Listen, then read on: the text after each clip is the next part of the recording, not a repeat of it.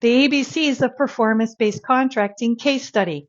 How can you ensure that the performance-based statements of work are complete? Most contract professionals that I work with don't think that reviewing performance-based statements of work are their job. But if you're responsible for drafting, negotiating, or managing more complex contracts like performance-based agreements, then it is part of your job.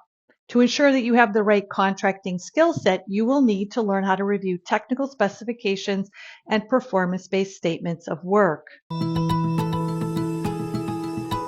Hi, I'm Jeanette Knighton, a contract attorney. I train contract professionals, usually non-lawyers, to negotiate complex commercial contracts with confidence. I'm the author of 4 books all about negotiating complex contracts and the owner of Knighton on Negotiation, a negotiation training company. Here's the challenge. My client saw too much attrition in their engineering department. So the sourcing department stepped in and found themselves suddenly writing statements of work. Writing complex statements of work for the purchases of goods and wraparound services was definitely not in their job description. But believe it or not, sourcing was better at it than the engineers. Work requirements are details about the goods or services that the supplier is to deliver. They're typically written before the bidders submit a proposal by subject matter experts. The requirements are then included inside of a specification or a statement of work, and those specifications determine what the supplier must meet to fully deliver the goods or services, or in order to get paid. So here's a little bit of background. The manager came to me to ask how his team could work with the engineers to teach them how to write more complex performance-based statements of work. We divided that work into 3 parts. Obviously, the engineers need to learn to write the technical aspects of the work, so that's not your job. Agreed. But there is a step that his team should master and therefore teach the new engineers. This step is so integral to contracting success that you need to master it too.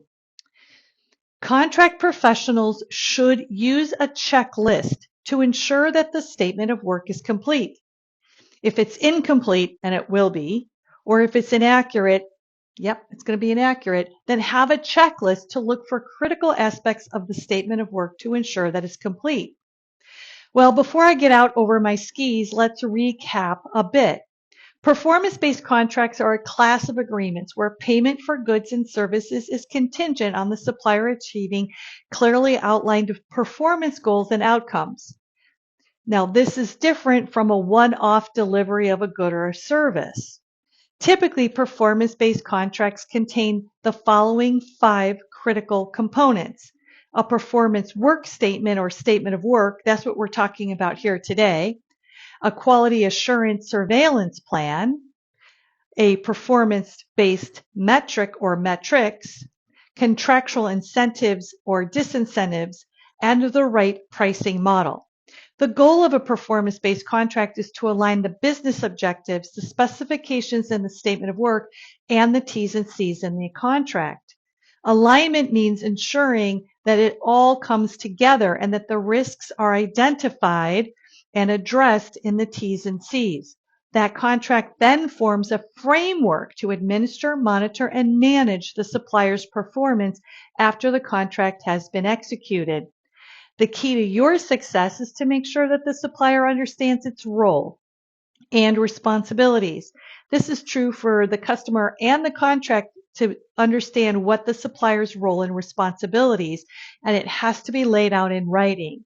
Therefore, it's critical that the performance work requirements are clear, unambiguous, and tied to the terms and conditions to be enforceable.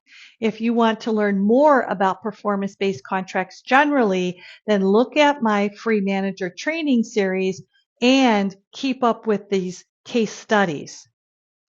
So what was the big aha that the manager learned? The manager did not have a statement of work review checklist for his team, let alone one that he could share with the new engineers. So we started with the checklist that I created in my book, The Contract Professional's Playbook, to identify gaps.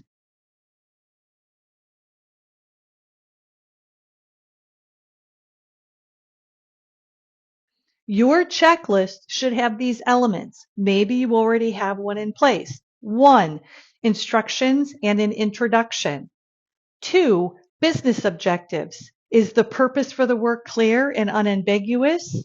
3, a work description. Is the work clearly set forth? Are there risks in this work? They should all be laid out and lots of sub-bullets to make sure that they're all addressed. 4, performance standards. So what is a performance standard?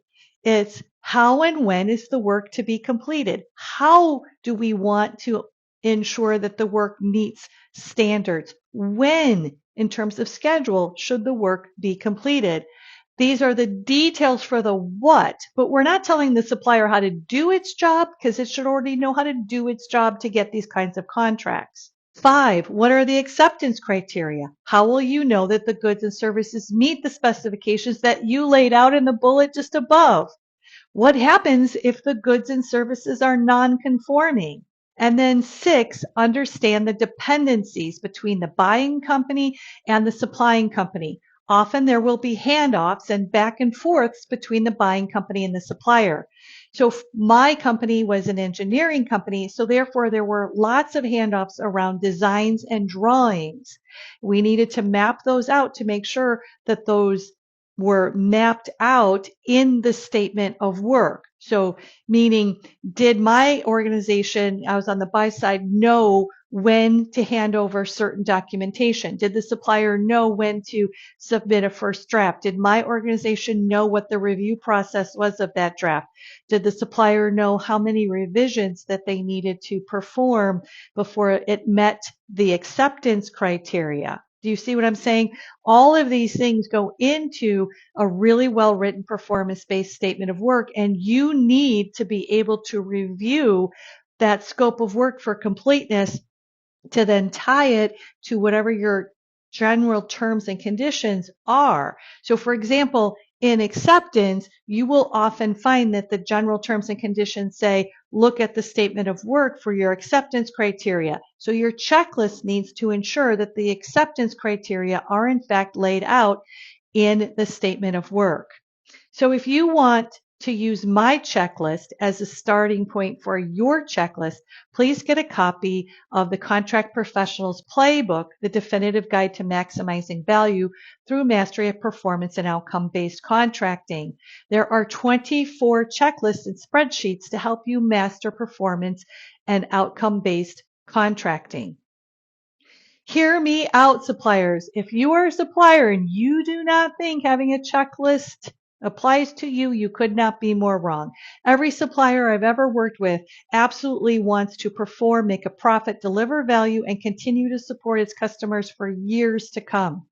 You too must start using checklists when you get these proposals to ensure that it is complete and as accurate as you know it should be as experts in the industry. So are you intrigued to learn more? Watch the ABCs of performance-based contracting. I've got your back. These are free training series. Connect with me on LinkedIn and on YouTube so you can stay up to date each month right here. I'll provide more information to help you draft, negotiate, and manage performance-based contracts. I'll see you next time.